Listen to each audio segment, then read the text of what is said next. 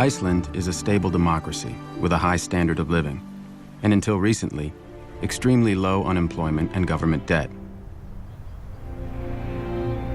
We had the complete infrastructure of a modern society. Clean energy, food production, fisheries, with a quota system to manage them. Good health care, good education, clean air, not much crime. It's a good place for families to live. We had almost end of history status. But in 2000, Iceland's government began a broad policy of deregulation that would have disastrous consequences. First for the environment, and then for the economy. They started by allowing multinational corporations like Alcoa to build giant aluminum smelting plants and exploit Iceland's natural geothermal and hydroelectric energy sources. Many of the most beautiful areas in the highlands with the most spectacular colors are geothermal. So nothing comes without consequence.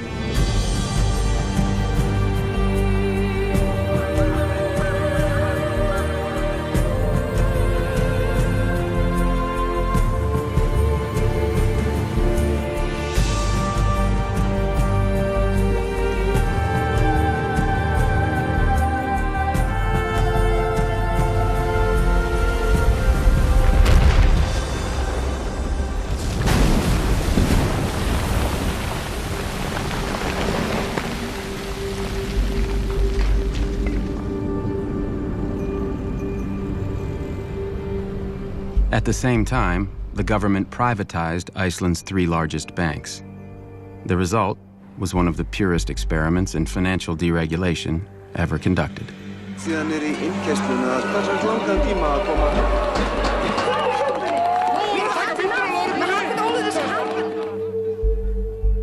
Finance took over and more or less wrecked the place. In a 5-year period, these 3 tiny banks, which had never operated outside of Iceland, borrowed $120 billion, 10 times the size of Iceland's economy. The bankers showered money on themselves, each other, and their friends. There was a massive bubble. Stock prices went up by a factor of 9. House prices more than doubled. Iceland's bubble gave rise to people like Jan Asgeir Jóhannesson. He borrowed billions from the banks to buy up high-end retail businesses in London. He also bought a pinstriped private jet, a $40 million yacht, and a Manhattan penthouse. Newspapers always had the headline, "This millionaire bought this company," in the UK or in Finland or in France or wherever. Instead of saying, "This millionaire took a $1 billion loan to buy this company, and he took it from your local bank." The banks set up money market funds, and the banks advised deposit holders to withdraw money and put them in the money market funds. The Ponzi scheme needed everything it could. American accounting firms like KPMG audited the Icelandic banks and investment firms and found nothing wrong. And American credit rating agencies said Iceland was wonderful. In February 2007, the rating agency decided to upgrade the banks to the highest possible rate, AAA. It went so far as the government here traveling with the bankers as a PR show. When Iceland's banks collapsed at the end of 2008, unemployment tripled in 6 months. There is nobody unaffected in Iceland.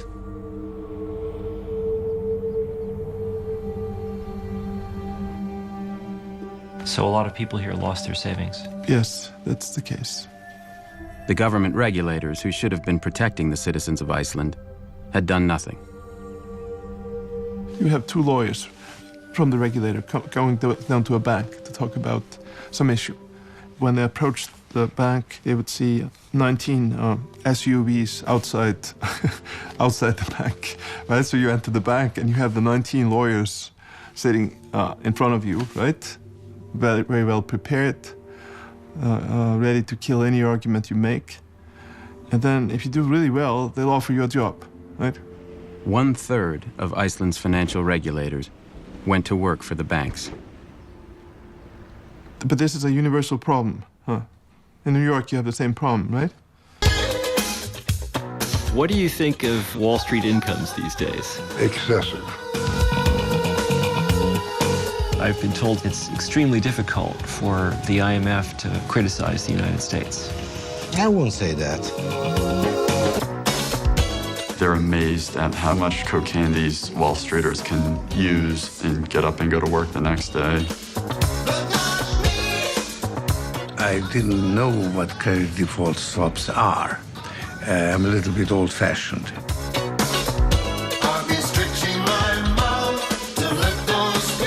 Has Larry Summers ever expressed remorse? I don't hear confessions. The government's just writing checks. That's plan A, that's plan B, and that's plan C. Would you support legal controls on executive pay? I would not. Are you comfortable with the level of compensation in the financial services industry? If they've earned it, then yes, I am. Do you think they've earned it? I think they've earned it. And so you've helped these people blow the world up? Oh, you could say that.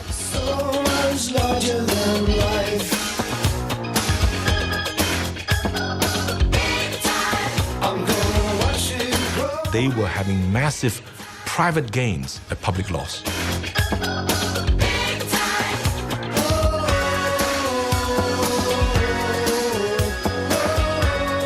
When you start thinking that you can create something out of nothing, it's very difficult to resist.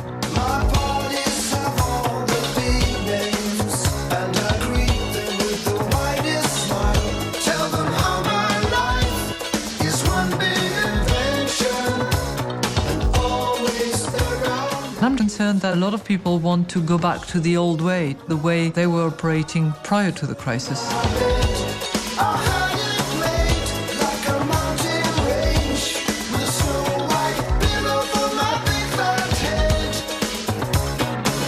I was getting a lot of anonymous emails from bankers saying, you can't quote me, but I'm really concerned.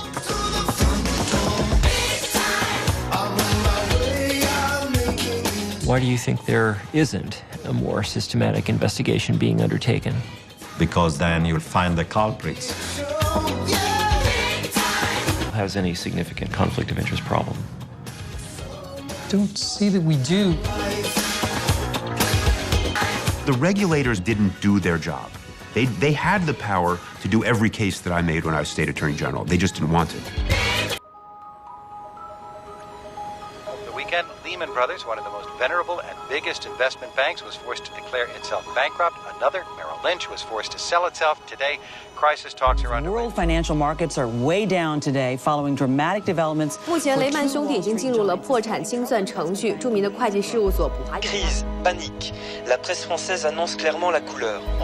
In September 2008, the bankruptcy of the U.S. investment bank Lehman Brothers and the collapse of the world's largest insurance company, AIG, triggered a global financial crisis. Fears gripped markets overnight with Asian stocks slammed. Stocks fell off a cliff, the largest single-point drop in history. Share prices continued to tumble in the aftermath of the Lehman collapse. The result was a global recession, which cost the world tens of trillions of dollars, rendered 30 million people unemployed, and doubled the national debt of the United States. If you look at the cost of it, destruction of equity wealth, of housing wealth, the destruction of income, of jobs, 15 million people globally could end up below the poverty line again. This is just a hugely expensive crisis. This crisis was not an accident. It was caused by an out-of-control industry. Since the 1980s, the rise of the U.S. financial sector has led to a series of increasingly severe financial crises. Each crisis has caused more damage, while the industry has made more and more money.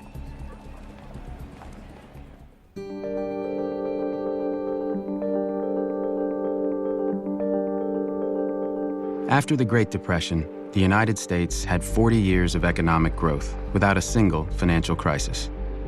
The financial industry was tightly regulated. Most regular banks were local businesses, and they were prohibited from speculating with depositors' savings. Investment banks, which handled stock and bond trading, were small private partnerships. In the traditional investment banking partnership model, the partners put the money up. And obviously, the partners watched that money very carefully. They wanted to live well, but they didn't want to bet the ranch on anything. Paul Volcker served in the Treasury Department and was chairman of the Federal Reserve from 1979 to 1987. Before going into government, he was a financial economist at Chase Manhattan Bank.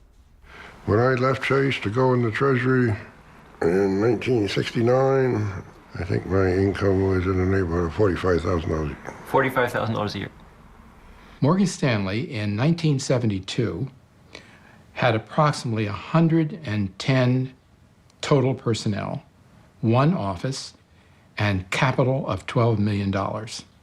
Now, Morgan Stanley has 50,000 workers and has capital of several billion and has offices all over the world.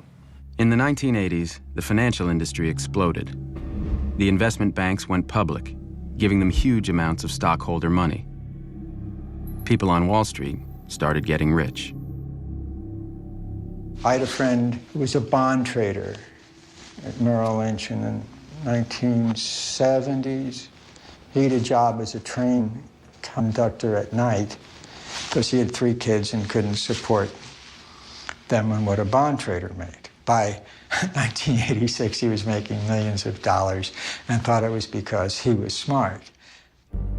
The highest order of business before the nation is to restore our economic prosperity.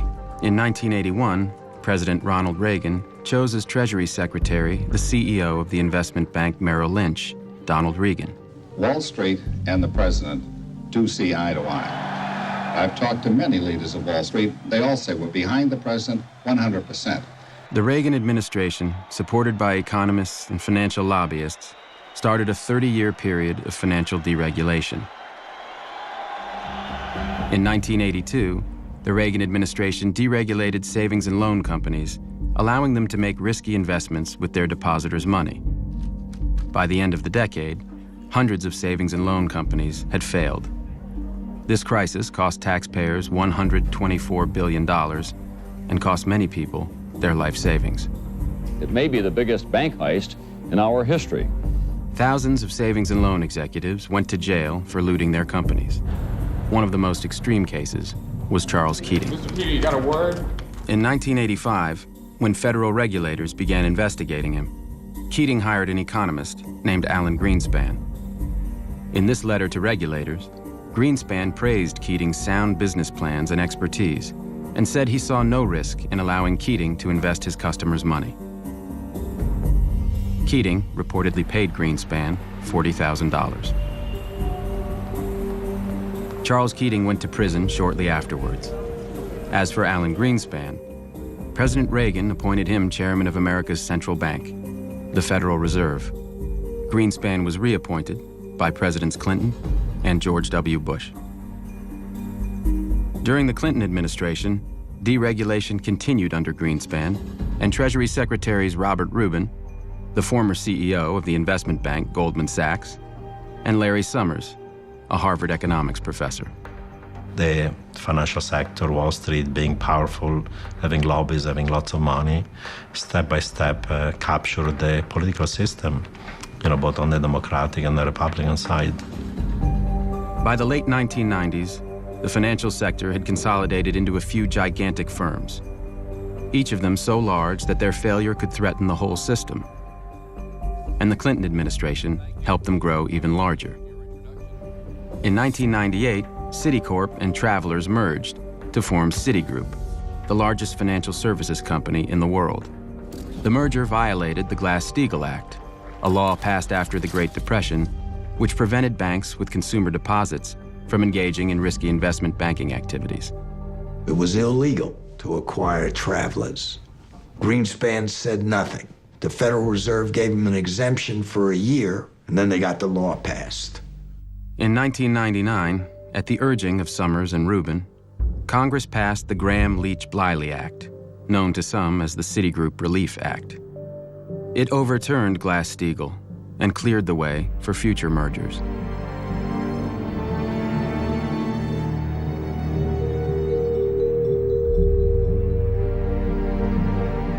Why do you have big banks? Well, because banks like monopoly power, because banks like lobbying power, because banks know that when they're too big, they will be bailed. Markets are inherently unstable, or at least potentially unstable. And appropriate metaphor is the oil tankers. They're very big, and therefore you have to put in compartments to prevent the sloshing around of oil from capsizing the boat. The design of the boat has to take that into account. And after the Depression, the regulations actually introduced these very watertight compartments. And deregulation has led to the end of compartmentalization. The next crisis came at the end of the 90s. The investment banks fueled a massive bubble in internet stocks, which was followed by a crash in 2001 that caused $5 trillion in investment losses. The Securities and Exchange Commission, the federal agency which had been created during the Depression to regulate investment banking, had done nothing. In the absence of meaningful federal action, and there has been none, and given the clear failure of self-regulation, it has become necessary for others to step in and adopt the protections needed. Eliot Spitzer's investigation revealed that the investment banks had promoted internet companies they knew would fail. Stock analysts were being paid based on how much business they brought in, and what they said publicly was quite different from what they said privately. InfoSpace, given the highest possible rating, dismissed by an analyst as a piece of junk. Excite, also highly rated, called such a piece of crap. The defense that was proffered by many of the investment banks was not, you're wrong. It was, everybody's doing it and everybody knows it's going on, and therefore nobody should rely on these analysts anyway. In December 2002, 10 investment banks settled the case for a total of $1.4 billion and promised to change their ways. Scott Talbot is the chief lobbyist for the Financial Services Roundtable, one of the most powerful groups in Washington, which represents nearly all of the world's largest financial companies. Are you comfortable with the fact that several of your member companies have engaged in large-scale criminal activity? You'll have to be specific. Okay. First of all, criminal activity.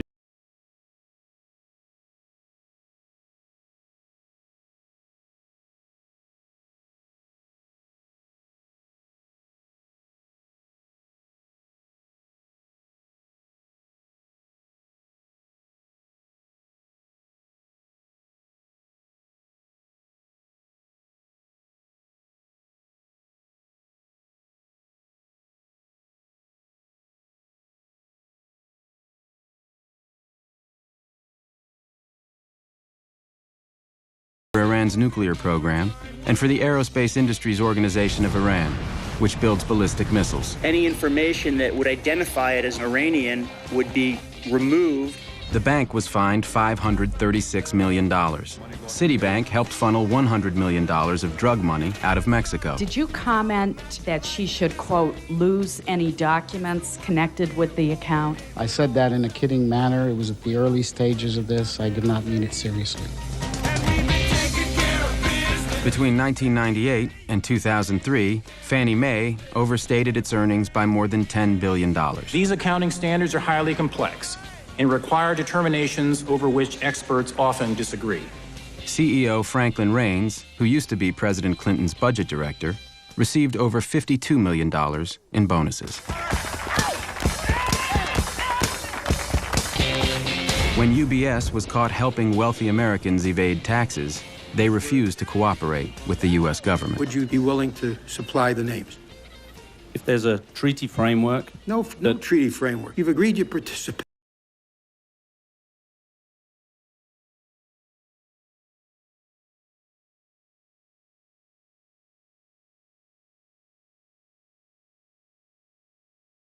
Companies face unprecedented fines. The investment firms do not have to admit any wrongdoing.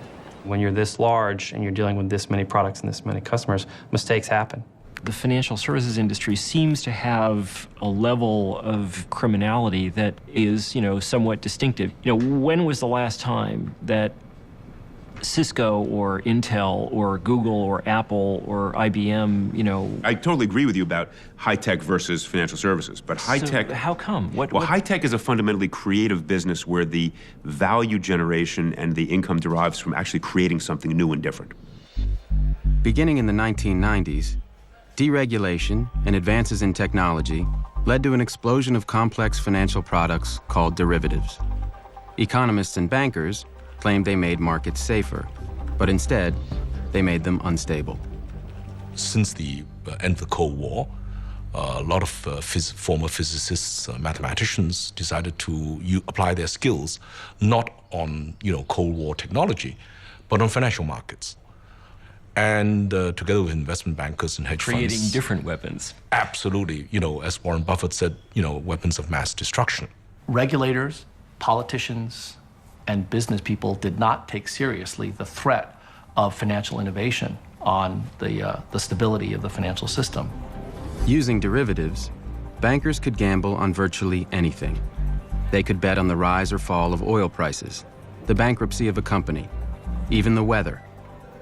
By the late 1990s, derivatives were a $50 trillion unregulated market. In 1998, someone tried to regulate them. Brooksley Born graduated first in her class at Stanford Law School and was the first woman to edit a major law review.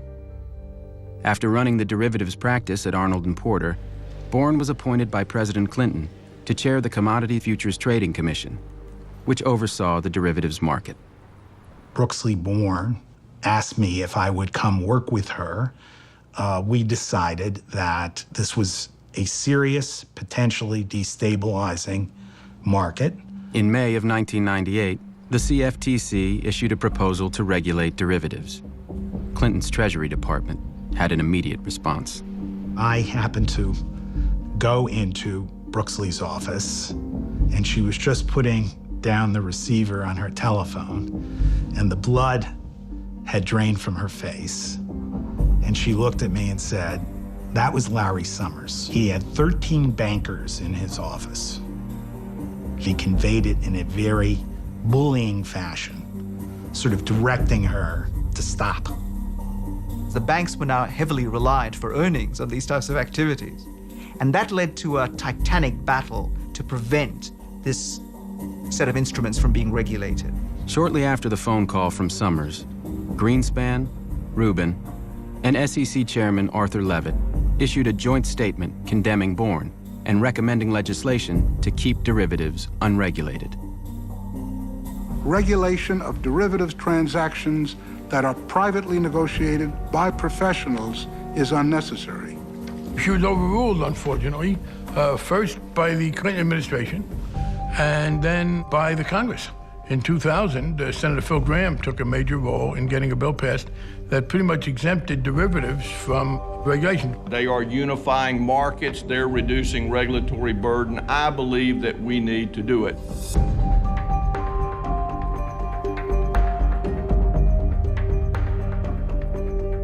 It is our very great hope that it will be possible to move this year on legislation that in a suitable way goes to create legal certainty for OTC derivatives.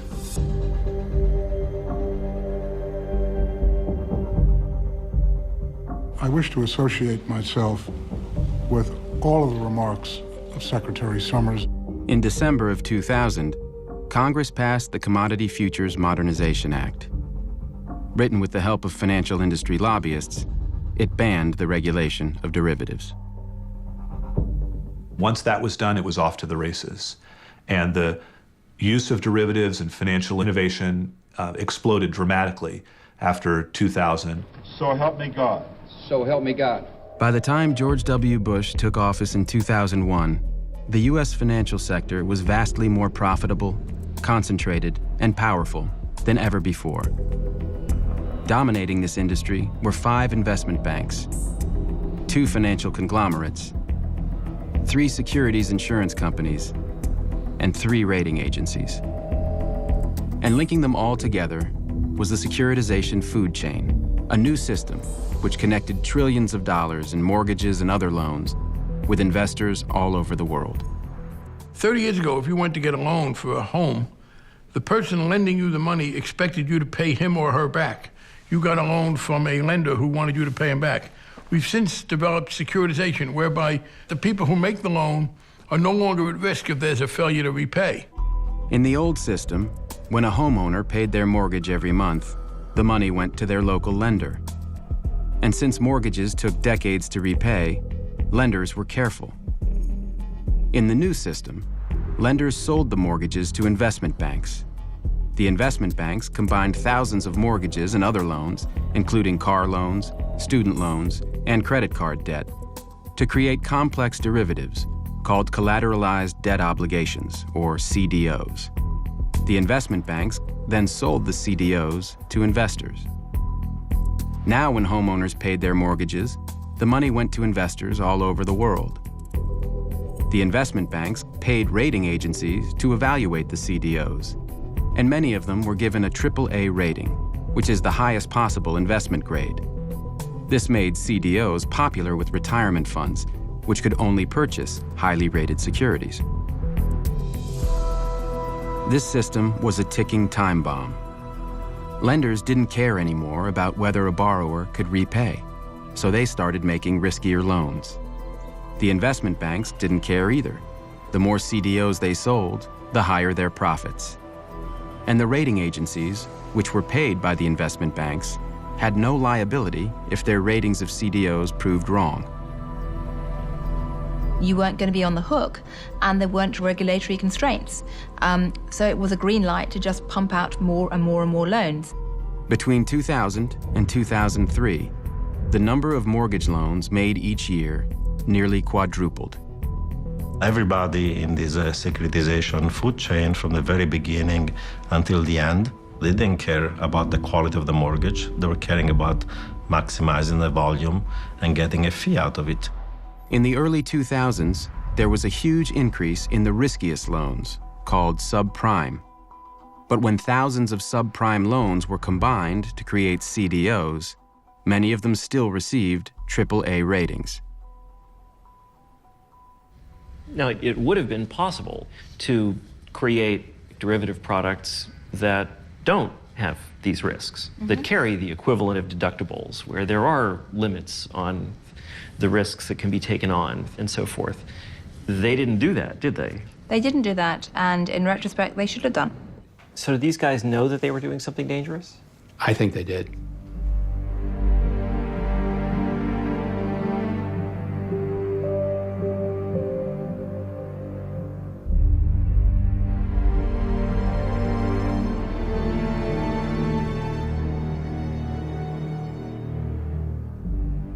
All the incentives that the financial institutions offered to their mortgage brokers were based on selling the most profitable products, which were predatory loans. If the banker makes more money if they put you in a subprime loan, that's where they're gonna put you.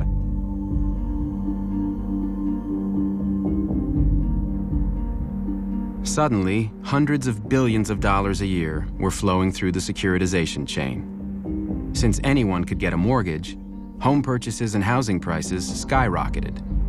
The result was the biggest financial bubble in history. Real estate is real. They can see their asset. They can live in their asset. They can rent out their asset. You had a huge boom in housing that made no sense at all. The financing appetites of the financial sector drove what everybody else did. Last time we had a housing bubble was in the late 80s. In that case, the increase in home prices had been relatively minor.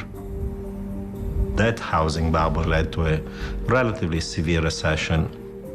From 1996 until 2006, real home prices effectively doubled.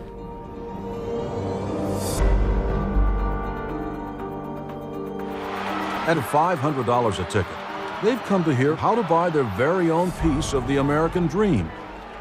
Goldman Sachs, Bear Stearns, Lehman Brothers, Merrill Lynch were all in on this. The subprime lending alone increased from $30 billion a year in funding to over $600 billion a year in 10 years. They knew what was happening. Countrywide Financial, the largest subprime lender, issued $97 billion worth of loans. It made over $11 billion in profits as a result. On Wall Street, annual cash bonuses spiked. Traders and CEOs became enormously wealthy during the bubble. Lehman Brothers was a top underwriter of subprime lending, and their CEO, Richard Fuld, took home $485 million. On Wall Street, this housing and credit bubble was leading to hundreds of billions of dollars of profits. By 2006, about 40% of all profits of S&P 500 firms was coming from financial institutions. It wasn't real profits, it wasn't real income, it was just money that was being created by the system and booked as income 2-3 years down the road. There's a default, it's all wiped out. I think it was, in fact, in retrospect, a great big national, and not just national, global Ponzi scheme. Through the Home Ownership and Equity Protection Act, the Federal Reserve Board had broad authority to regulate the mortgage industry, but Fed Chairman Alan Greenspan refused to use it. Alan Greenspan said, no, that's regulation. Ideologically, I don't believe in it. For 20 years, Robert Gnizda was the head of Greenlining, a powerful consumer advocacy group. He met with Greenspan on a regular basis. We gave him an example of Countrywide and 150 different complex adjustable rate mortgages. He said, if you had a doctorate in math, you wouldn't be able to understand them enough to know which was good for you and which wasn't. So we thought he was going to take action.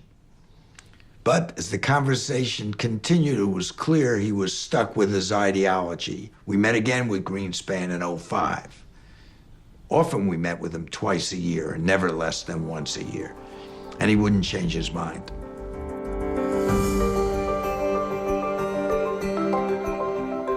In this amazing world of instant global communications, the free and efficient movement of capital is helping to create the greatest prosperity in human history.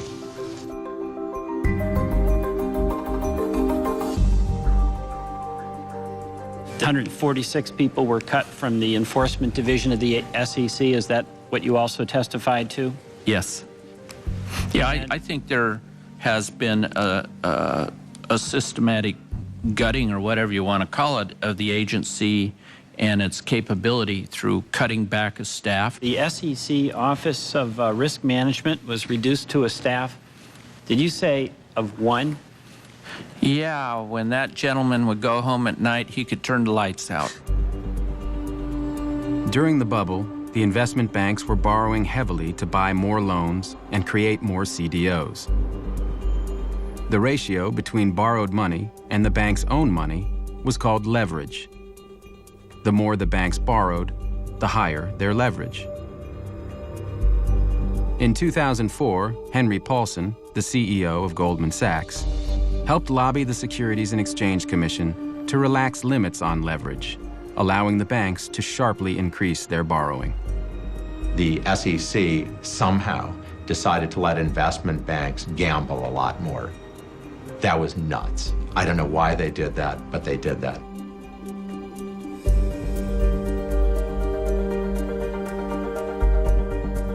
We've said these are the big guys, and clearly that's true.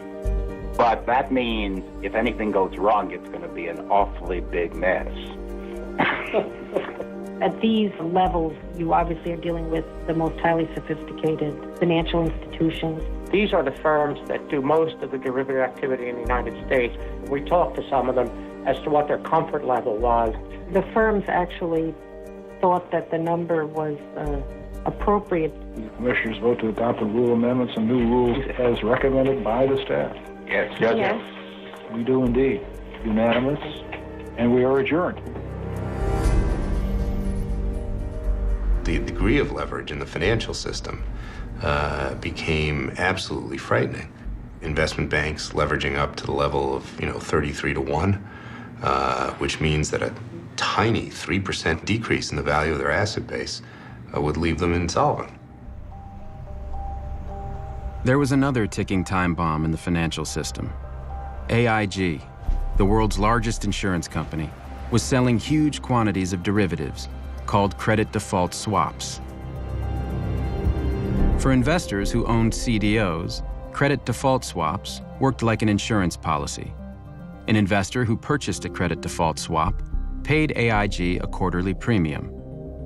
If the CDO went bad, AIG promised to pay the investor for their losses. But unlike regular insurance, speculators could also buy credit default swaps from AIG in order to bet against CDOs they didn't own. In insurance, you can only insure something you own. Let's say you and I own property. I own a house. I can only insure that house once. The derivatives universe essentially enables anybody to actually insure that house. So you could insure that, somebody else could do that, so 50 people might insure my house.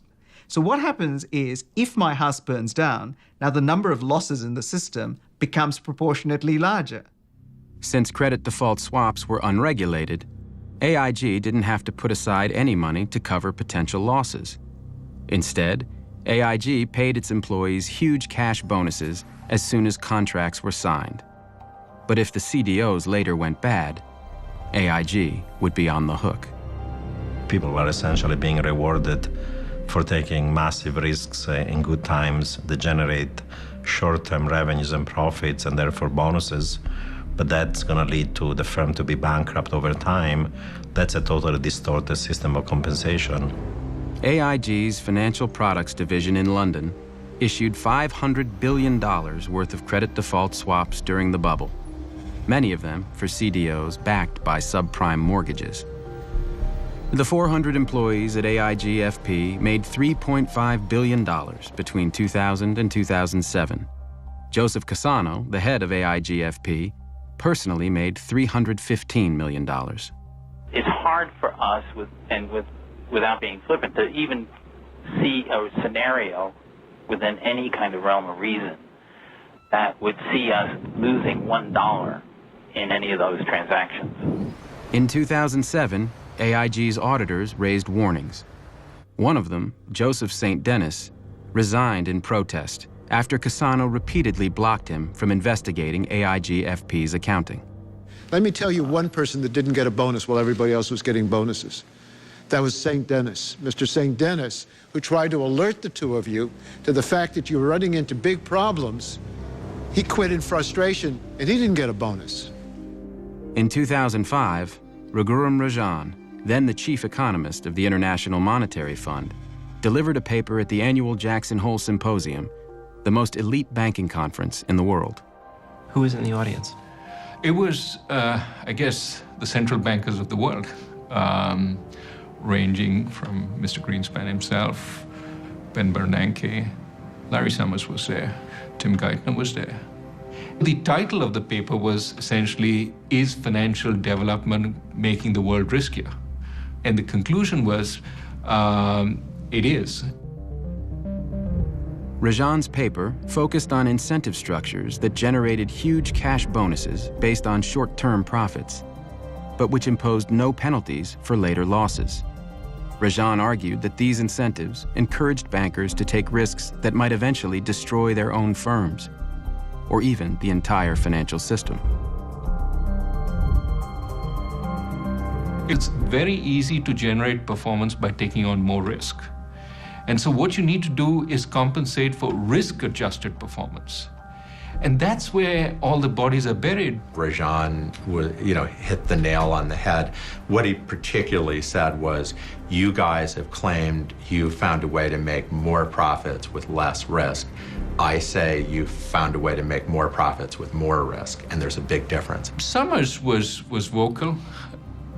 He basically thought that I was criticizing the change in the financial world and was worried about, regulation which would reverse this whole change. So essentially he accused me of being a Luddite. He wanted to make sure that we didn't bring in a whole new set of regulations to constrain the financial sector at that point.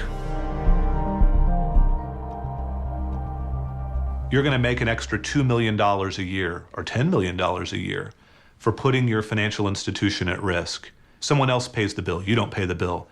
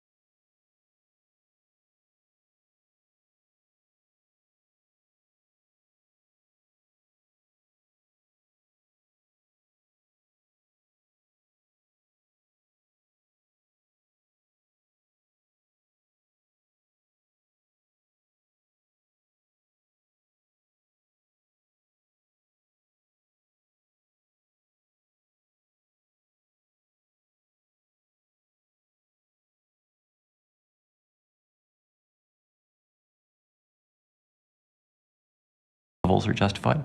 Well, I think I would take caution or take heed or take exception to your word very high. I mean, it's all relative. You have a $14 million oceanfront home in Florida. You have a summer vacation home in Sun Valley, Idaho. You and your wife have an art collection filled with $1 million paintings. Richard Fuld never appeared on the trading floor.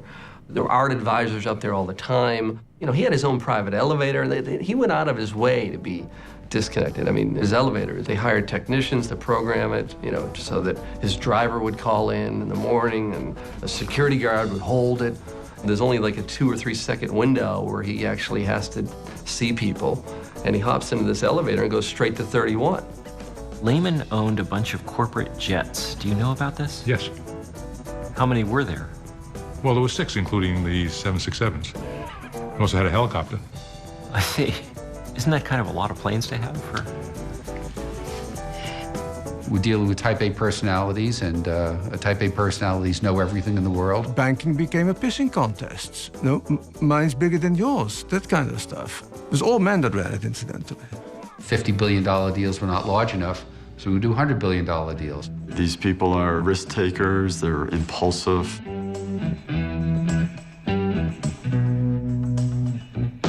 It's part of their behavior, it's part of their personality, and that manifests outside of work as well. It's quite typical for the guys to go out, to go to strip bars, to use drugs. I see a lot of cocaine use, a lot of use of prostitution.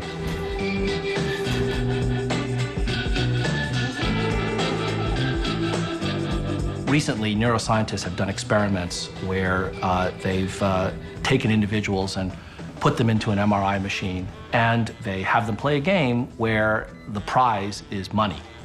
And they notice that when these subjects earn money, the part of the brain that gets stimulated is the same part that cocaine stimulates. A lot of people feel that they need to really participate in that behavior to make it, to get promoted, to get recognized.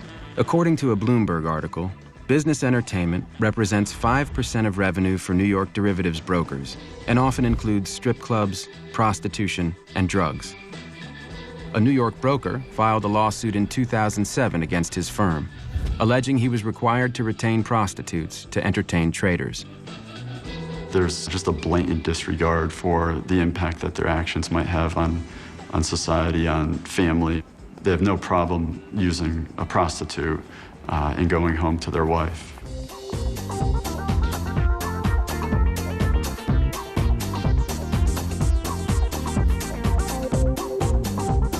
How many customers? About 10,000 at that point in time. What fraction were from Wall Street? Of the higher end clients, probably 40 to 50%. And were all the major Wall Street firms represented? Goldman Sachs? Lehman Brothers, yeah, they're all in there. Morgan Stanley was a little less of that. I think Goldman was pretty big with that. A lot of clients would call me and say, can you get me a Lamborghini for the night for the girl? These guys were spending corporate money. I had many black cards from, the various financial firms. What's happening is services are being charged to computer repair, trading research, consulting for market compliance. They just usually gave them a piece of letterhead and said, make your own invoice. So this pattern of behavior, you think, extends to the senior management of the firm? Absolutely does. Yeah, I know for a fact that it does. It extends to the very top. A friend of mine who's involved in a company that has a big financial presence said, well, it's about time you learned about subprime mortgages. So he set up a session with his trading desk and me. And the techie who did all this gets very excited, runs to his computer, pulls up in about 3 seconds this Goldman Sachs issue of securities. It was a complete disaster. Borrowers had borrowed on average 99.3% of the price of the house, which means they have no money in the house. If anything goes wrong, they're going to walk away from the mortgage. This is not a loan you'd really make, right? You've got to be crazy. But somehow you took 8,000 of these loans, and by the time the guys were done at Goldman Sachs and the rating agencies, 2/3 of the loans were rated AAA, which meant they were rated as safe as government securities. It's utterly mad. Goldman Sachs sold at least $3.1 billion worth of these toxic CDOs in the first half of 2006.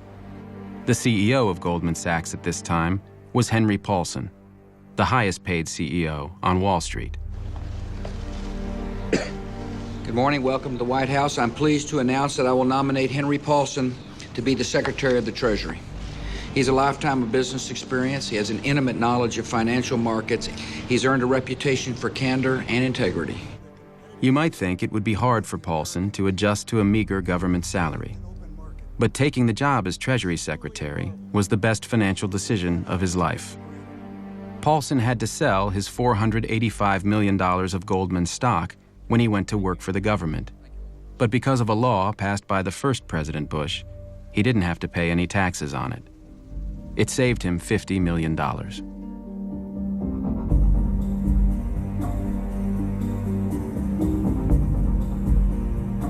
The article came out in October of 2007. Already 1/3 of the mortgages defaulted.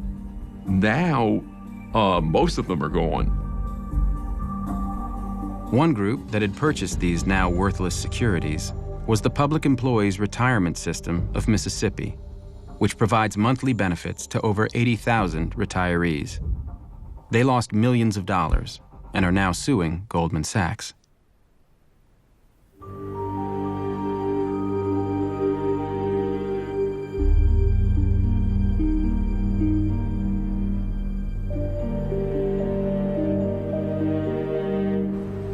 By late 2006, Goldman had taken things a step further.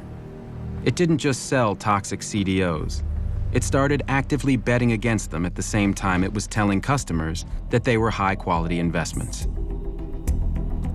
By purchasing credit default swaps from AIG, Goldman could bet against CDOs it didn't own and get paid when the CDOs failed. I asked if anybody called the customers and said, you know, we don't really like this kind of mortgage anymore, and we thought you ought to know. And, you know, they didn't really say anything, but, you know, you could just feel the laughter coming over the phone. Goldman Sachs bought at least $22 billion of credit default swaps from AIG. It was so much that Goldman realized that AIG itself might go bankrupt. So they spent $150 million insuring themselves against AIG's potential collapse. Then in 2007, Goldman went even further.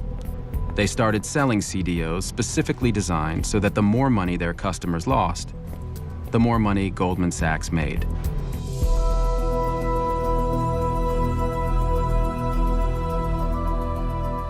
$600 million of Timberwolf securities is what you sold. Before you sold them, this is what your sales team were telling to each other. Boy, that Timberwolf was one shitty deal. This was an email to me in late June. Right. And you after sold the Timberwolf. Transaction. No, you sold Timberwolf after as well. We did trades after that. Yeah, okay. The next email, take a look, July 107, tells the sales force the top priority is Timberwolf. Your top priority to sell is that shitty deal. If you have an adverse interest to your client, you have the duty to disclose that to your client, to tell that client of your adverse interest. That's my question. Sure, Mr. Chairman, I'm just trying to understand. No, I think you understand it. I don't think you want to answer. Do you believe that you have a duty to act in the best interests of your clients? Again, Senator, I will repeat, we have a duty to serve our clients by showing prices on transactions that they ask us to show prices for. What do you think about selling securities which your own people think are crap? Does that bother you? I think they would, again, as a hypothetical. No, this is real. Well, then I don't. We heard it today. Well, we heard it today. This is a shitty deal. This is crap. I heard nothing today that makes me think anything went wrong. Is there not a conflict when you sell something to somebody and then are determined to bet against that same security and you don't disclose that to the person you're selling it? You see a problem? In the context of market making, that is not a conflict. And when you heard that your employees in these emails said, God, what a shitty deal. God, what a piece of crap. Do you feel anything? I think that's very unfortunate to have on email. Are you embarrassed? And very unfortunate. I don't. On email, it's please don't take that How the wrong about way. feeling that way? I think it's very unfortunate for anyone to have said that in any form. Is it your understanding that your competitors were engaged in similar activities? Yes, and to a greater extent than us in most cases. Hedge fund manager John Paulson made $12 billion betting against the mortgage market. When Paulson ran out of mortgage securities to bet against, he worked with Goldman Sachs and Deutsche Bank to create more of them. Morgan Stanley was also selling mortgage securities that it was betting against, and it's now being sued by the Government Employees Retirement Fund of the Virgin Islands for fraud. The lawsuit alleges that Morgan Stanley knew that the CDOs were junk. Although they were rated AAA, Morgan Stanley was betting they would fail. A year later, Morgan Stanley had made hundreds of millions of dollars, while the investors had lost almost all of their money.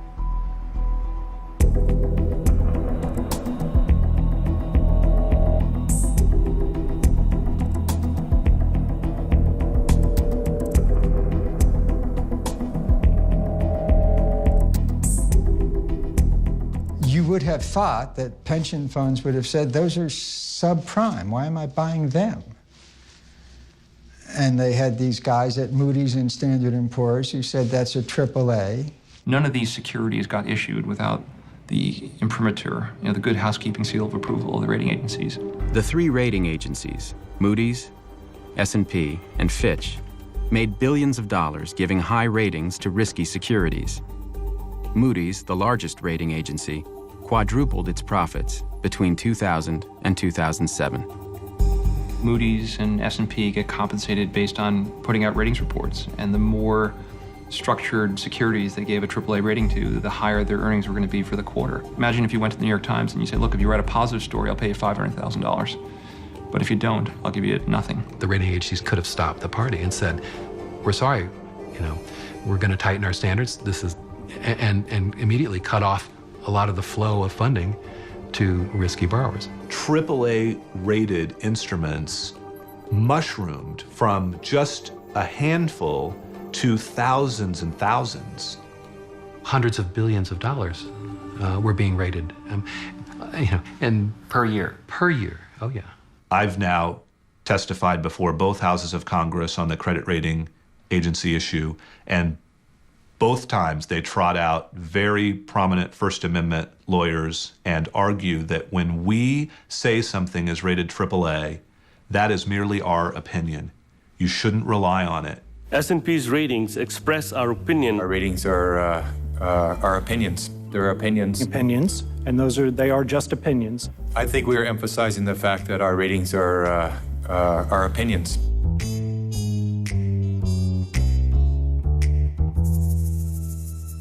They do not speak to the market value of a security, the volatility of its price, or its suitability as an investment.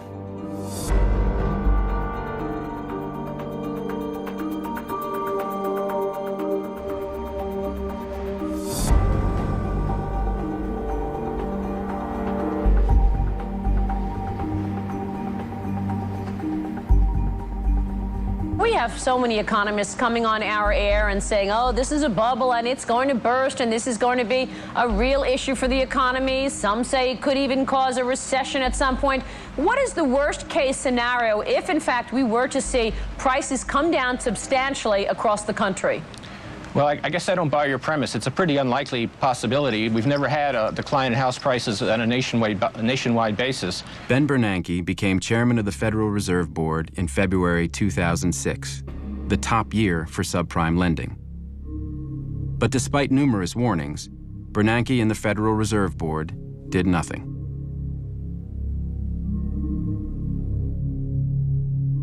Robert Gneizda met with Ben Bernanke and the Federal Reserve Board 3 times after Bernanke became chairman. Only at the last meeting did he suggest that there was a problem and that the government ought to look into it. When was that? What year?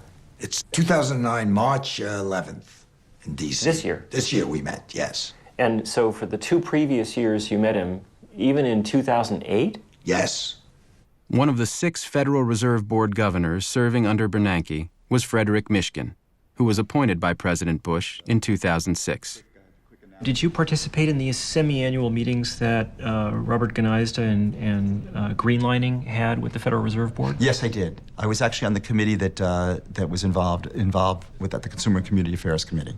He warned in an extremely explicit manner about what was going on, and he came to the Federal Reserve Board with loan documentation of the kind of loans that were frequently being made, and he was listened to politely and nothing was done. Right. So again, I don't know the details in terms of in fact, I just don't, whatever information he provided, I'm not sure exactly. It's actually, to be honest with you, I can't remember this kind of discussion, but certainly there were issues that were coming up. But then the question is, how pervasive are they? Why didn't you try looking? I think that people did. We have people looking. We had a whole group of people looking at this for whatever reason. You can't be serious. If you would have looked, you would have found things. You know, that's very, very easy to always say that you can always find it. As early as 2004, the FBI was already warning about an epidemic of mortgage fraud. They reported inflated appraisals, doctored loan documentation, and other fraudulent activity.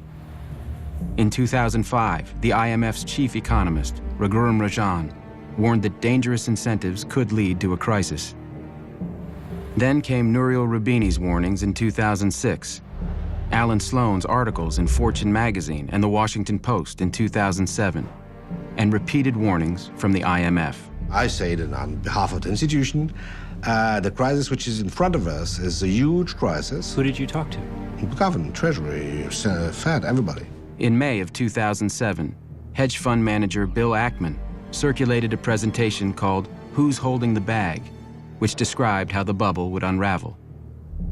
And in early 2008, Charles Morris published his book about the impending crisis. You're just not sure, what do you do?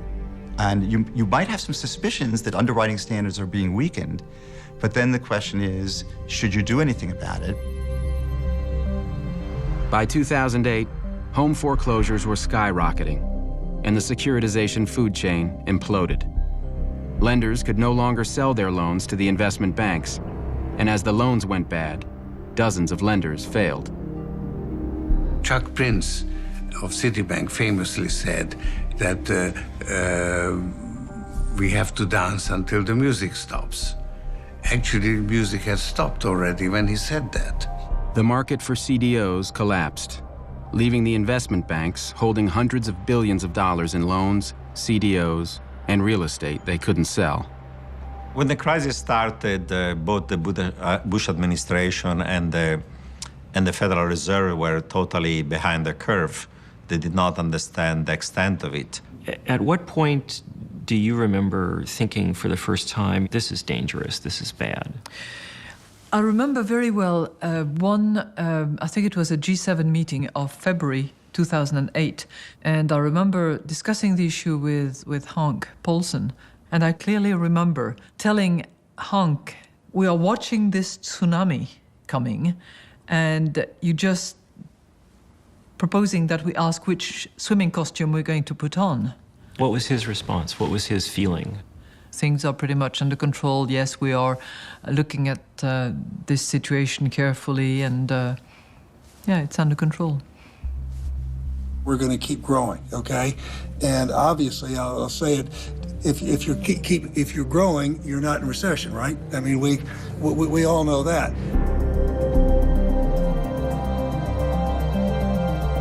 In a matter of days, one of the pillars of Wall Street... In March of 2008, the investment bank Bear Stearns ran out of cash and was acquired for $2 a share by J.P. Morgan Chase.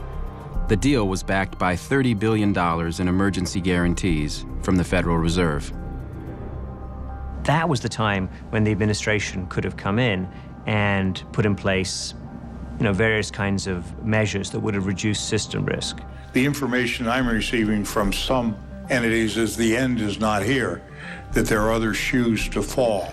I've seen those investment banks working with the Fed and the SEC strengthen their liquidity, strengthen their capital positions. I get reports all the time. Our regulators are very vigilant. On September 7th, 2008, Henry Paulson announced the federal takeover of Fannie Mae and Freddie Mac, two giant mortgage lenders on the brink of collapse. Nothing about our actions today in any way reflects a changed view of the housing correction or the strength of other U.S. financial institutions. 2 days later, Lehman Brothers announced record losses of $3.2 billion, and its stock collapsed.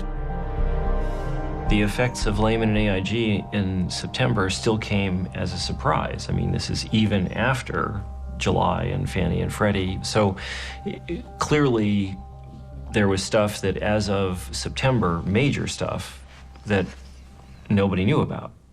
I think that's fair. Bear Stearns was rated AAA like a month before it went bankrupt? More likely A2. A2? Yeah. Okay. A2 is still not bankrupt. No, it's a high investment grade, solid investment grade rating. Lehman Brothers, A2 within days of failing, AIG, AA within days of being bailed out. Fannie Mae and Freddie Mac were AAA when they were rescued. Citigroup, Merrill, all of them had investment grade ratings. How can that be? Well, that's a good question. That's a great question. At no point did the administration ever go to all the major institutions and say, this is serious. Tell us what your positions are, no bullshit. Where are you? Mm-hmm. Well, first, that's what the regulators, that's their job, right? Their job is to understand the exposure across these different institutions, and they have a very refined understanding that I think became more refined as the crisis proceeded. So, forgive me, but that's clearly not true. I mean, what do you mean it's not true? In August of 2008, were you aware of the credit ratings held then by Lehman Brothers, Merrill Lynch, AIG, and did you think that they were accurate? Well, certainly by that time, it was always clear that earlier credit ratings weren't accurate because they had been downgraded substantially. No, they hadn't. There was still some downgrading in terms of the industry and concerns, and certainly the stock prices. Not some. All those firms were rated at least A2 until a couple of days before they were rescued. Well, then the answer is I just don't know enough to really answer your question on this particular issue. Governor Fred Mishkin is resigning effective August 31. He says he plans to return to his teaching post at Columbia's Graduate School of Business. Why did you leave the Federal Reserve in August of 2008? I mean, in the middle of the worst financial crisis. I had to revise a textbook. His departure leaves the Fed board with 3 of its 7 seats vacant, just when the economy needs it most. Well, I'm sure your textbook is important and widely read, but in August of 2008, some somewhat more important things were going on in the world, don't you think? By Friday, September 12th, Lehman Brothers had run out of cash, and the entire investment banking industry was sinking fast. The stability of the global financial system was in jeopardy. That weekend, Henry Paulson and Timothy Geithner, president of the New York Federal Reserve, called an emergency meeting with the CEOs of the major banks in an effort to rescue Lehman. But Lehman wasn't alone. Merrill Lynch, another major investment bank, was also on the brink of failure. And that Sunday, it was acquired by Bank of America. The only bank interested in buying Lehman was the British firm Barclays. But British regulators demanded a financial guarantee from the U.S. government. Paulson refused.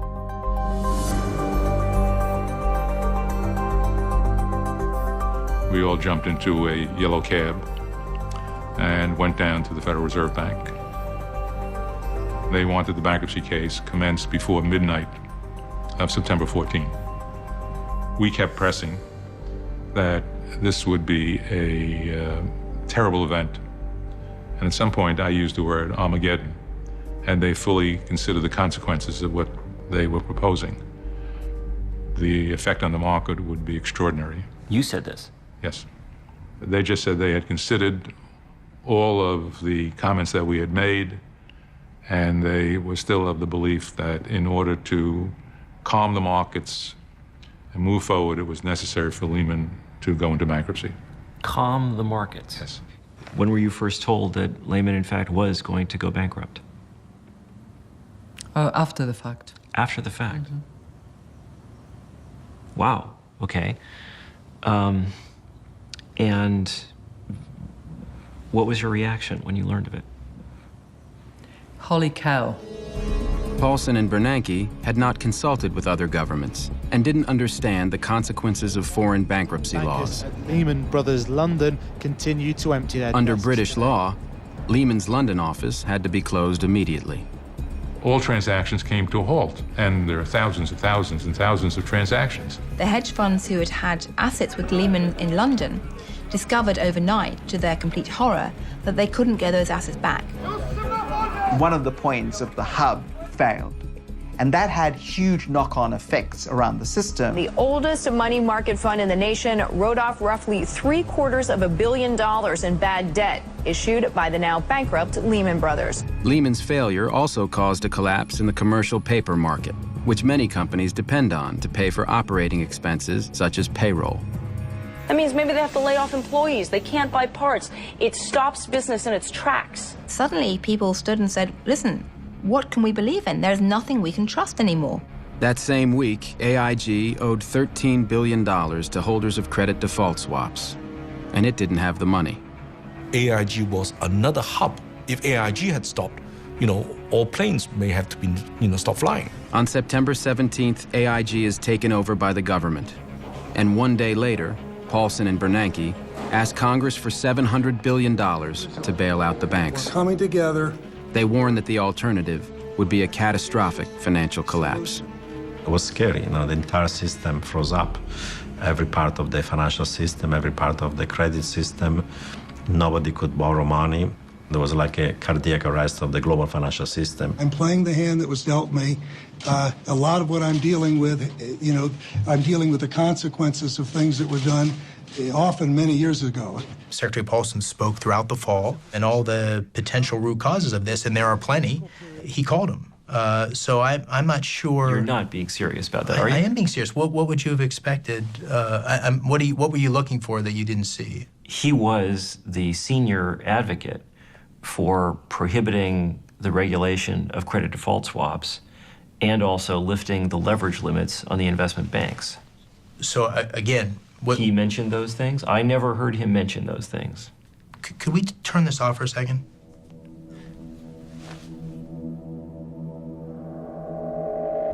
When AIG was bailed out, the owners of its credit default swaps, the most prominent of which was Goldman Sachs, were paid $61 billion the next day. Paulson, Bernanke, and Tim Geithner forced AIG to pay 100 cents on the dollar rather than negotiate lower prices. Eventually, the AIG bailout cost taxpayers over $150 billion. $160 billion went through AIG, $14 billion went to Goldman Sachs. At the same time, Paulson and Geithner forced AIG to surrender its right to sue Goldman and the other banks for fraud. Isn't there a problem when the person in charge of dealing with this crisis is the former CEO of Goldman Sachs, someone who had a major role in causing it? Well, I think it's fair to say that the financial markets today are incredibly complicated. Supply urgently needed money. On October 4th, 2008, President Bush signs a $700 billion bailout bill. But world stock markets continue to fall amid fears that a global recession is now underway.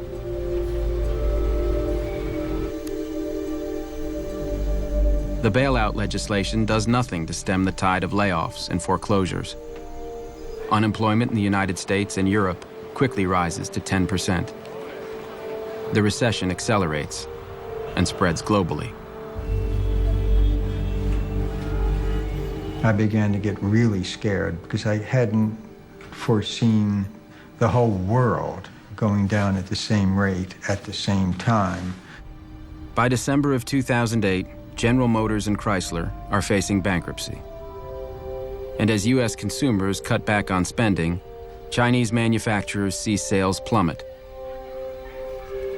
Over 10 million migrant workers in China lose their jobs. At the end of the day, the poorest, as always, pay the most.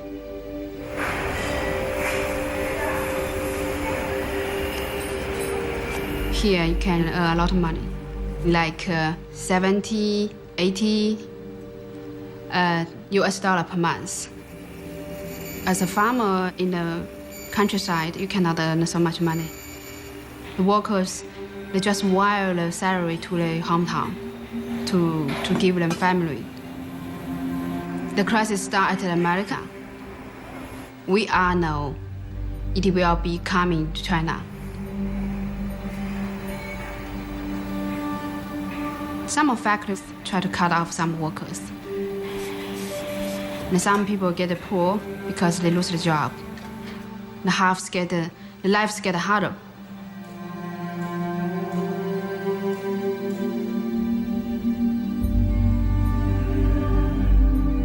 We were growing at about 20%.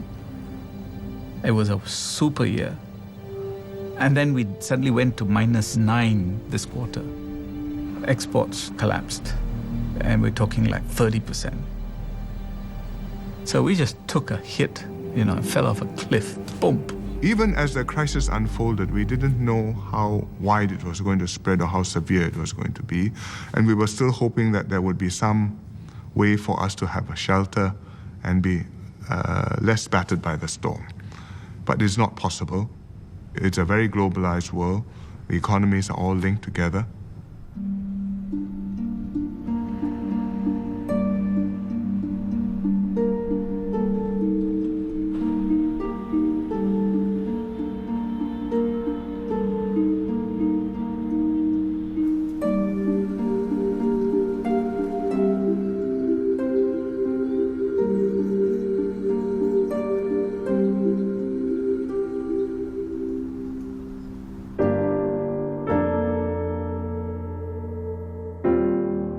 Every time a home goes into foreclosure, it affects everyone who lives around that house. Because when that property goes on the market, it's going to be sold at a lower price. Maybe before it goes on the market, it won't be well maintained. We estimate another 9 million homeowners will lose their homes.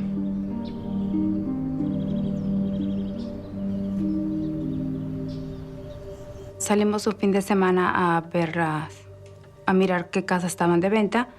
Miramos una. El pago iba a ser de $3,200.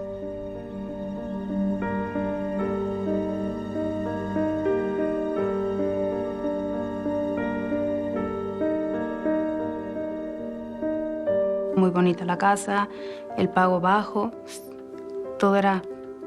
Sacamos la lotería, pero la realidad fue cuando llegó el primer pago.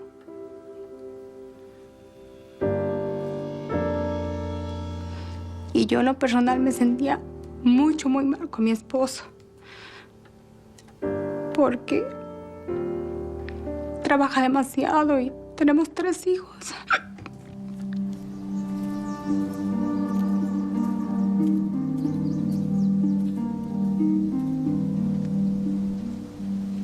The vast majority I've seen lately, unfortunately, are people who've just been hurt by the economy. They were living, day to day, paycheck to paycheck, and unfortunately that ran out. And unemployment isn't going to pay a house mortgage. It's not going to pay a car bill. I was a log truck driver, and they shut down all the logging systems up there, shut down the sawmills and everything. So I moved down here on a construction job, and the construction job got shut down too. So things are so tough. There's a lot of people out there, and Pretty soon you're going to be seeing more camps like this around because there's just no jobs right now.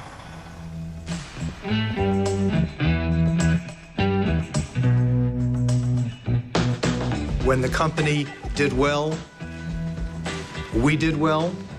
When the company did not do well, sir, we did not do well. The men who destroyed their own companies and plunged the world into crisis walked away from the wreckage with their fortunes intact.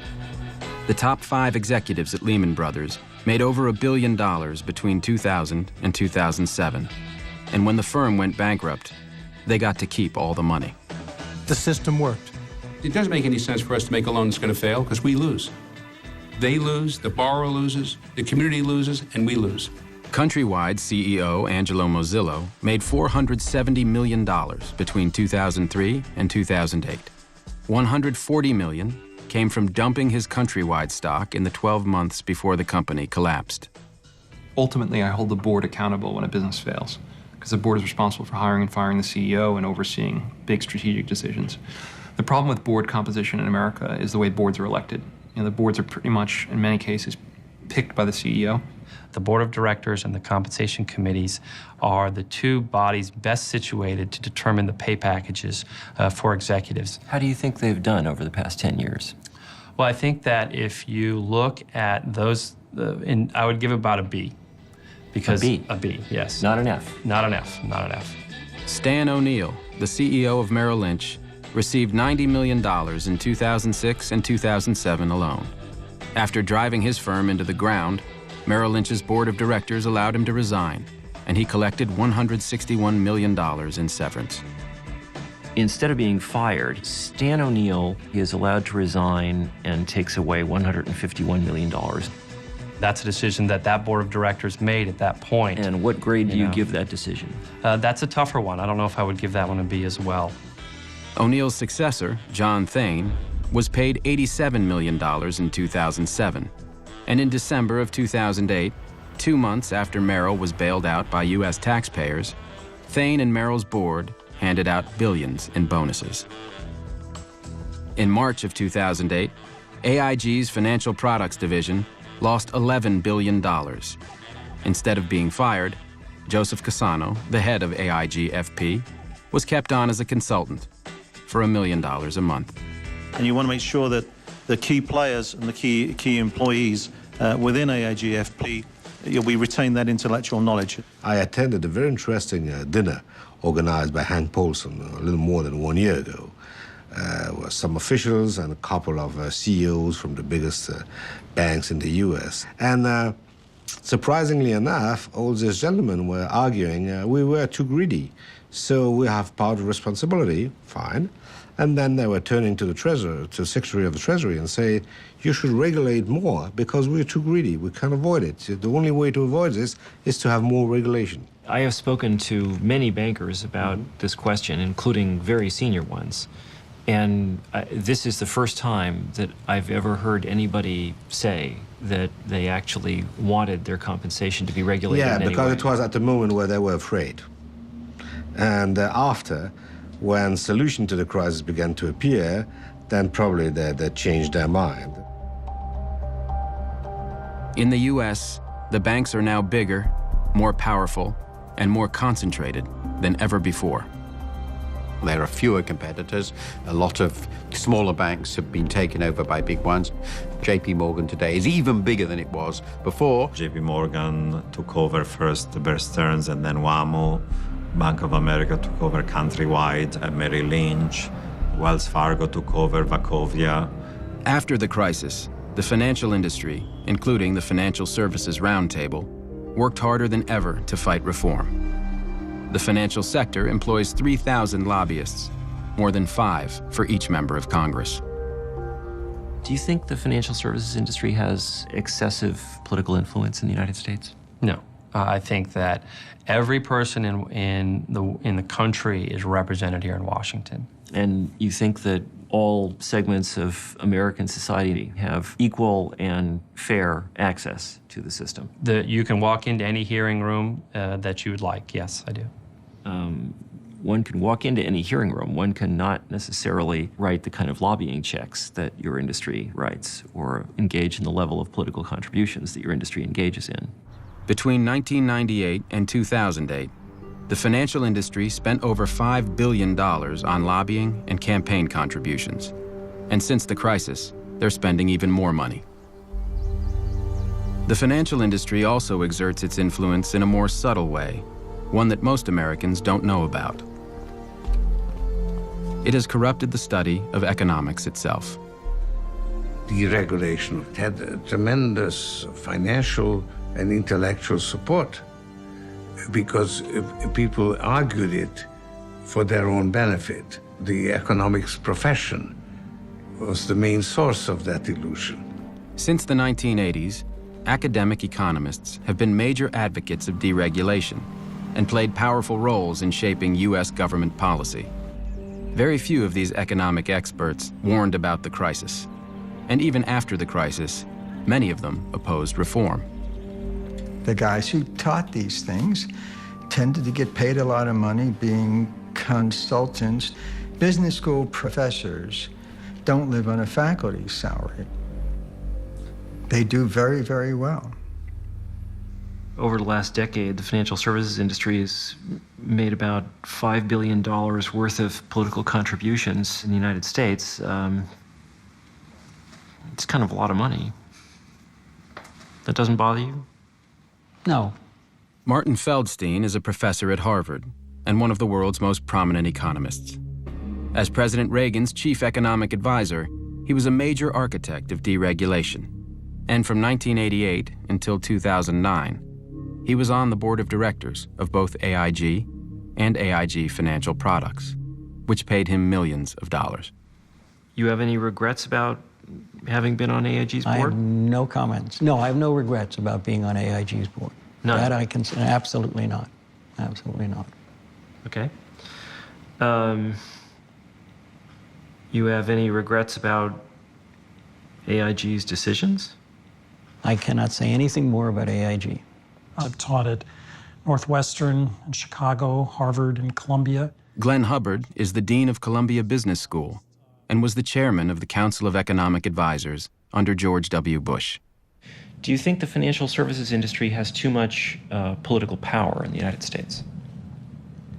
I don't think so, no. You certainly wouldn't get that impression by the drubbing that they regularly get in Washington. Many prominent academics quietly make fortunes while helping the financial industry shape public debate and government policy. The Analysis Group, Charles River Associates, Compass Lexicon, and the Law and Economics Consulting Group manage a multi-billion-dollar industry that provides academic experts for hire.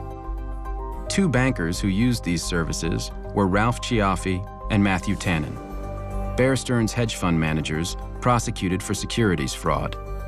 After hiring the Analysis Group, both were acquitted. Glenn Hubbard was paid $100,000 to testify in their defense. Do you think that the economics discipline has a conflict of interest problem? I'm not sure I know what you mean. Do you think that a significant fraction of the economics discipline, number of economists, have financial conflicts of interest that in some way might call into question or color? Oh, I see what you're saying. I doubt it. Most academic economists, aren't wealthy business people. Hubbard makes $250,000 a year as a board member of MetLife and was formerly on the board of Capmark, a major commercial mortgage lender during the bubble, which went bankrupt in 2009. He has also advised Nomura Securities, KKR Financial Corporation, and many other financial firms. Laura Tyson, who declined to be interviewed for this film, is a professor at the University of California, Berkeley. She was the chair of the Council of Economic Advisors and then director of the National Economic Council in the Clinton administration. Shortly after leaving government, she joined the board of Morgan Stanley, which pays her $350,000 a year. Ruth Simmons, the president of Brown University, makes over $300,000 a year on the board of Goldman Sachs. Larry Summers, who as Treasury Secretary played a critical role in the deregulation of derivatives, became president of Harvard in 2001.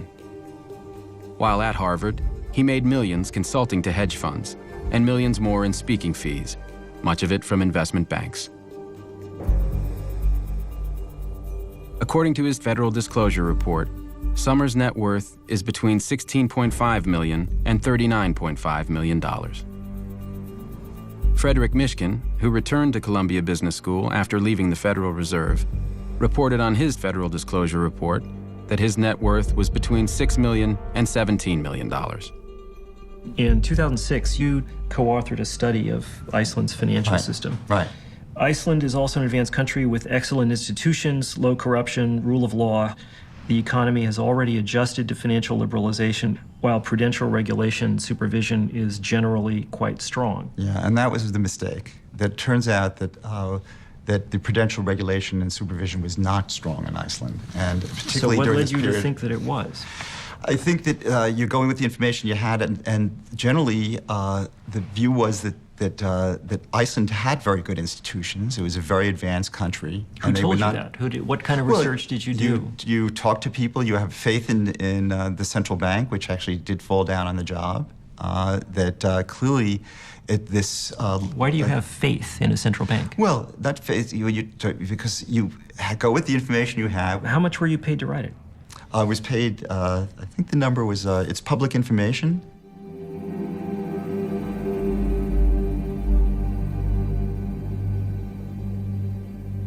On your CV, the title of this report has been changed from Financial Stability in Iceland to Financial Instability in Iceland.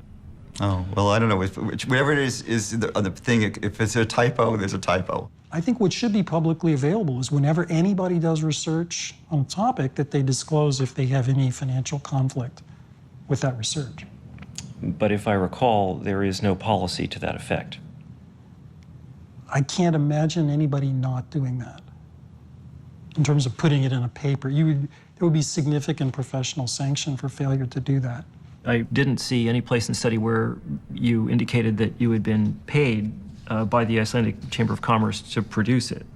No, I don't, Okay. Richard Portis, the most famous economist in Britain and a professor at London Business School, was also commissioned by the Icelandic Chamber of Commerce in 2007 to write a report which praised the Icelandic financial sector. The banks themselves are highly liquid. They've actually made money on the fall of the Icelandic krona. These are strong banks. Their funding, their market funding is assured for the coming year. These are well-run banks. Richard, thank you so much. Like Mishkin, Portis's report didn't disclose his payment from the Icelandic Chamber of Commerce. Does Harvard require disclosures of financial conflict of interest in publications? Not to my knowledge. Do you require people to report the compensation they've received from outside activities? No. Don't you think that's a problem? I don't see why. Martin Feldstein being on the board of AIG, Laura Tyson going on the board of Morgan Stanley, Larry Summers making $10 million a year consulting to financial services firms. Irrelevant. Yeah, basically irrelevant.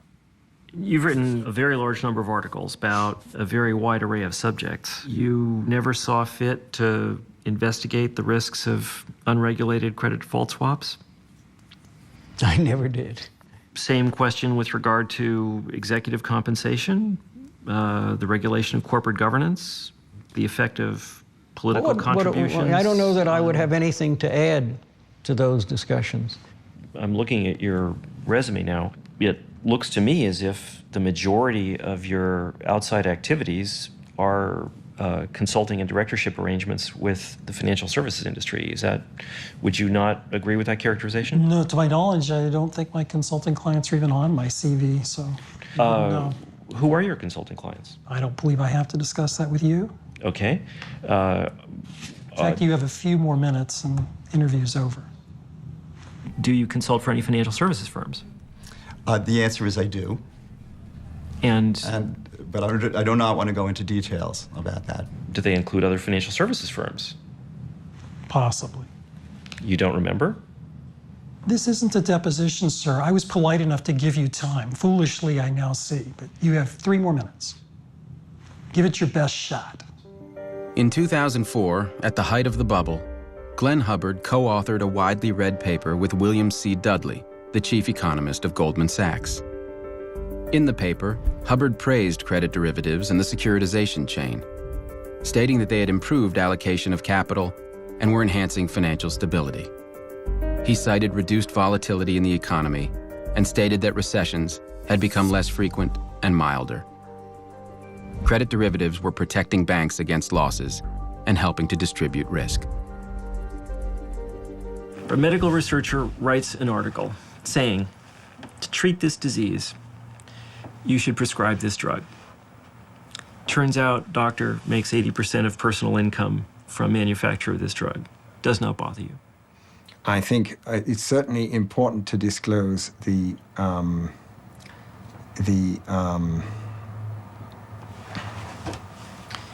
well, I think that's also a little different from cases that we're talking about here because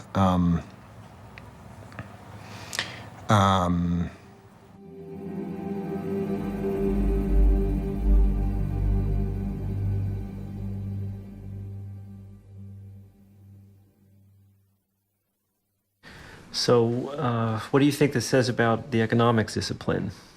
Well, I mean, it has no relevance to anything, really. And indeed, I think it's a part of the, it's an important part of the problem.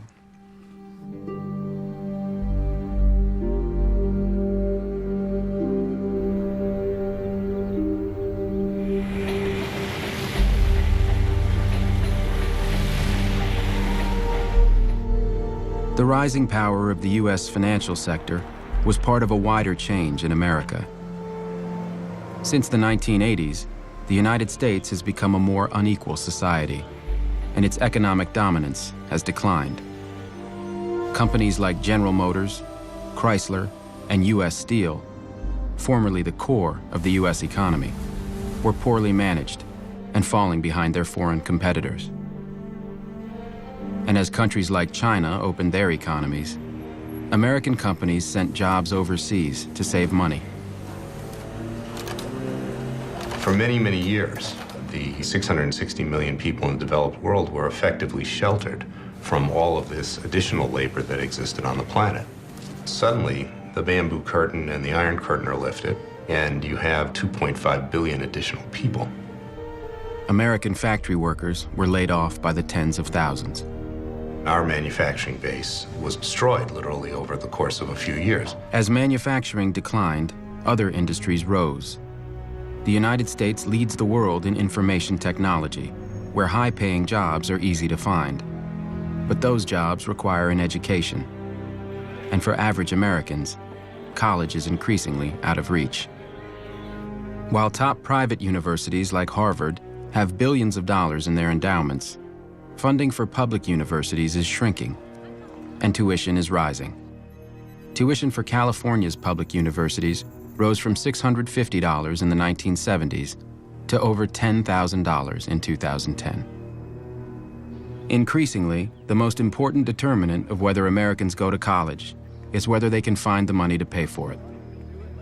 Meanwhile, American tax policy shifted to favor the wealthy. When I first came to office, I thought taxes were too high, and they were. The most dramatic change was a series of tax cuts designed by Glenn Hubbard, who at the time was serving as President Bush's chief economic advisor. The Bush administration sharply reduced taxes on investment gains, stock dividends, and eliminated the estate tax. We had a comprehensive plan that, when acted, has left nearly $1.1 trillion in the hands of American workers, families, investors, and small business owners. Most of the benefits of these tax cuts went to the wealthiest 1% of Americans. And by the way, it was really the cornerstone in many ways of our economic recovery policy.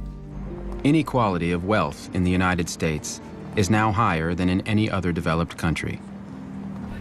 American families responded to these changes in two ways: by working longer hours and by going into debt. As the middle class falls further and further behind, there is a political urge to respond by making it easier to get credit. You don't have to have a lousy home. The low-income home buyer can have just as nice a house as anybody else.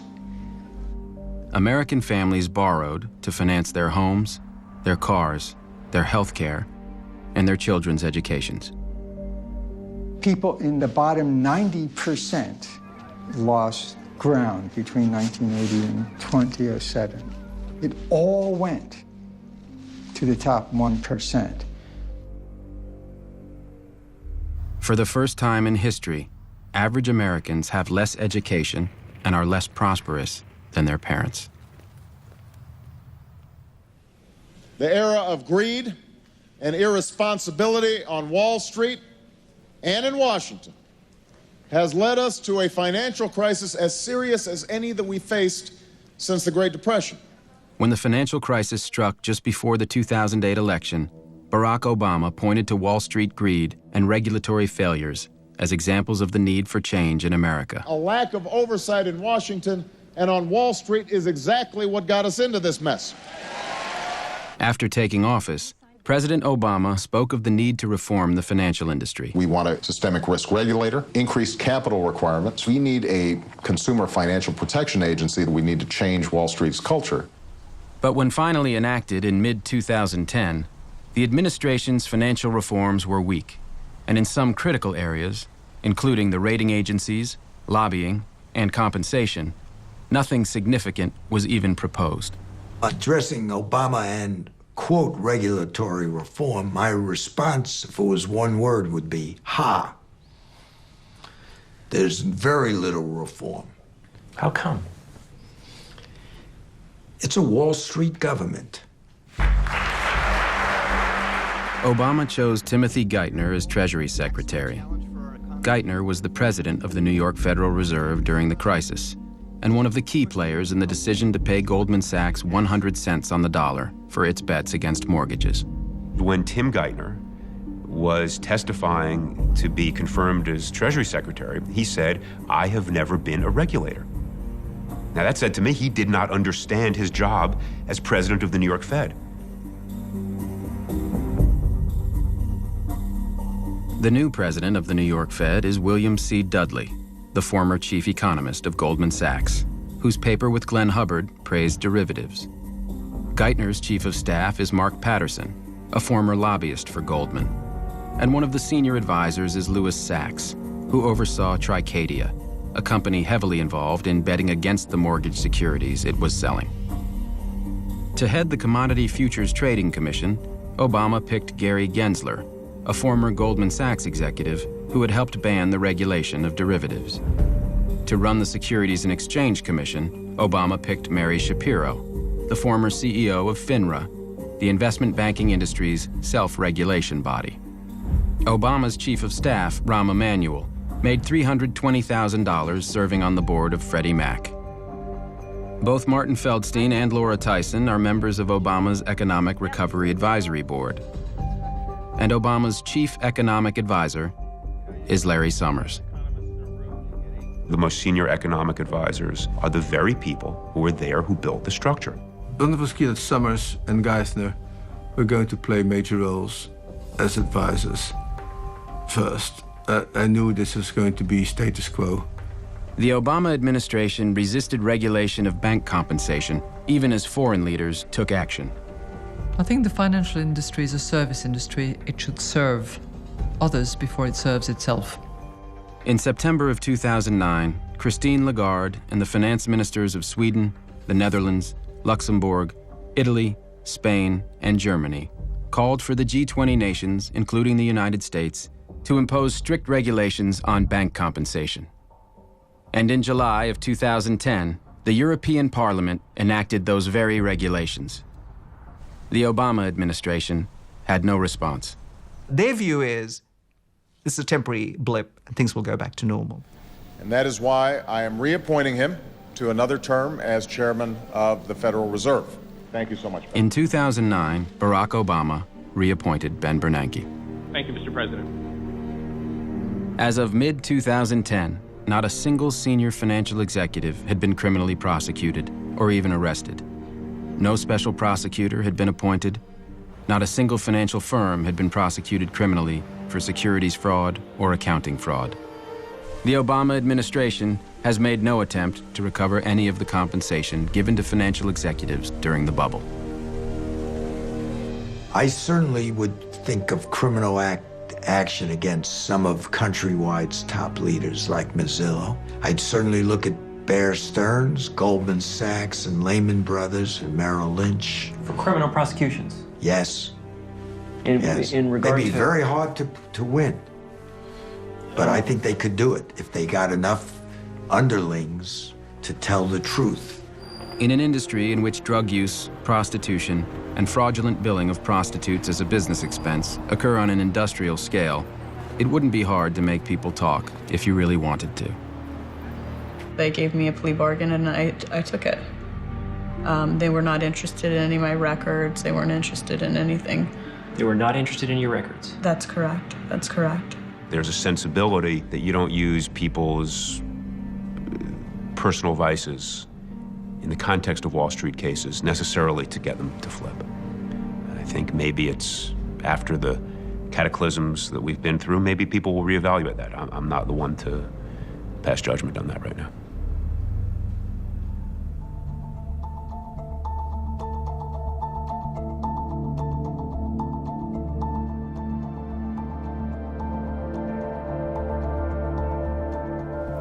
You come to us today telling us we're sorry, we didn't mean it, we won't do it again. Trust us. Well, I have some people in my constituency that actually robbed some of your banks. And they say the same thing.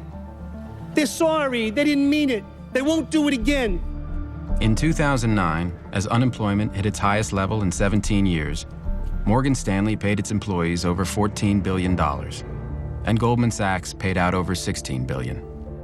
In 2010, bonuses were even higher. Why should a financial engineer be paid four times to 100 times more than a real engineer? A real engineer builds bridges. A financial engineer build dreams. And when those dreams turn out to be nightmares, other people pay for it. For decades, the American financial system was stable and safe. But then something changed. The financial industry turned its back on society, corrupted our political system, and plunged the world economy into crisis. At enormous cost, we've avoided disaster and are recovering. But the men and institutions that caused the crisis are still in power, and that needs to change. They will tell us that we need them, and that what they do is too complicated for us to understand. They will tell us it won't happen again. They will spend billions fighting reform. It won't be easy. But some things are worth fighting for.